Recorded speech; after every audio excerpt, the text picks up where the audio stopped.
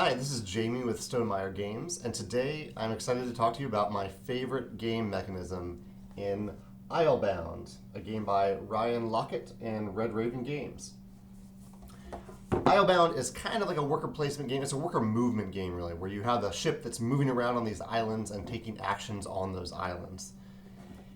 I have two mechanisms in Islebound that I really like and that I think will be useful for me as a designer, maybe for you as a game designer as well.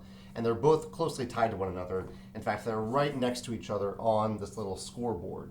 One is up here, and one has to do with this mechanism right here. I'll start with the score one. So this is the entire scoreboard in the game. There's no score track or anything like that. As you can see, the points only go up to 6.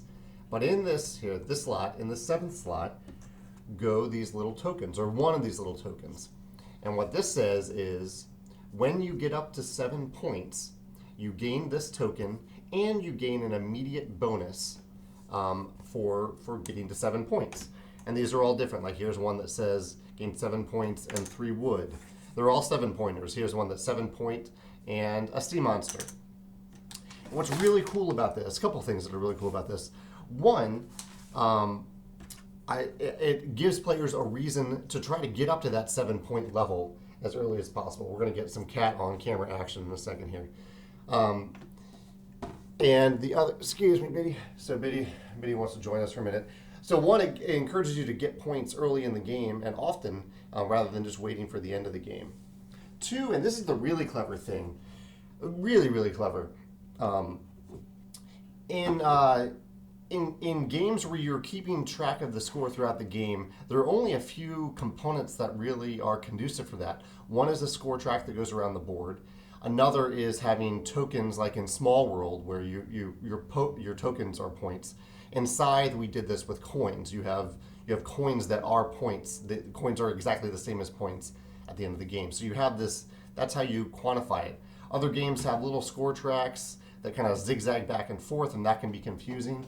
But this completely revolutionizes the concept of keeping track of your score during the game, because you only need one token on this short little track that hardly takes up any space, and it has a nice little bonus at the end that helps you keep track of that score, because you can get multiples of these, and you score them at the end of the game. That's a brilliant mechanism, brilliant use of space in a game without requiring a full-fledged score track or some other component for that purpose. The other cool mechanism on this board is the brag mechanism, and I really like this. Basically, there are 2 face-up cards here at all times. They change after someone uses them. And there's an action in the game called bragging, and what you do is you get a brag card, or you point to one of the brag cards and you say, okay, I'm going to brag about this thing. I should have pulled one out for an example here. I'll see if I can find one. And they basically say, I am going to brag about the amount of wood that I have, for example. And for almost all the brag cards, I couldn't find an example here in the box. For all the brag cards, you gain a victory point, or maybe even more victory points. Usually it's 1, just for bragging. And then all players, including yourself, gain a certain number of victory points based on the thing you're bragging about. So if you're bragging about all the wood that you've gathered, the thematic idea is that all the other players in this world are also saying, hey, like that's no big deal. Like, I have 10 wood. So what? You have 7 wood. I have 10 wood. And everyone scores points for that wood. So it's a nice thematic connection, and it's also really an interesting choice in the game as to when you decide to brag.